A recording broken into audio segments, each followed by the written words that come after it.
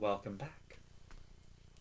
Sorry, we just realized that Seesaw only allows increments of 5 minutes, so... Alright. Though nobody much liked it, it was Wynn's plan which had to be adopted at the end.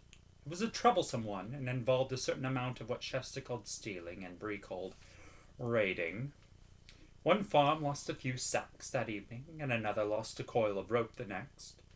But some tattered old boys' clothes for Erebus to wear had to be fairly unbought and paid for in a village. Shasta returned with them in triumph just as evening was closing in. The others were waiting for him among the trees at the foot of a low range of wooded hills, which lay right across their path.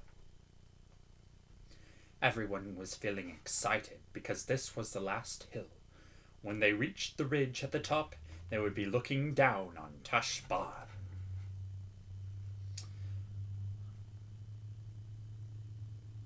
"I do wish we were safely past it," muttered Shasta to Wynn. "Oh, I do," said Wynn fervently. That night, they wound their way through the woods up to the ridge by a woodcutter's track, and when they came out of the woods at the top, they could see thousands of lights in the valley down below them. Shasta had had no notion of what a great city would be like, and it frightened him.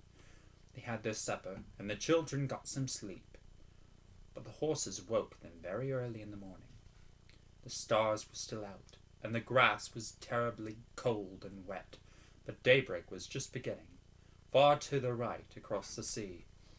Erebus went a few steps away into the wood and came back, looking odd in her new ragged clothes and carrying her old ones in a bundle.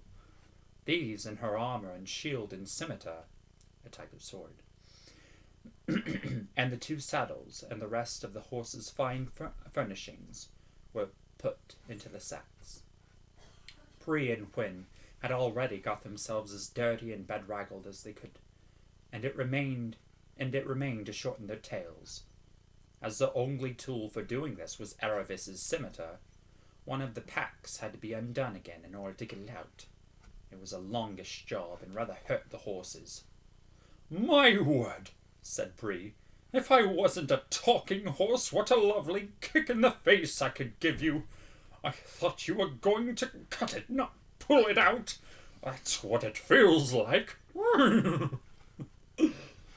But in spite of the semi-darkness and cold fingers, all was done in the end. The big packs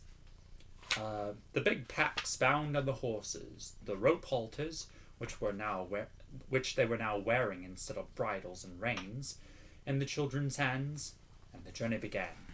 "Remember," said Bree, "keep together if we possibly can. If not, meet at the tombs of the ancient kings. Whoever gets there first must wait for the others."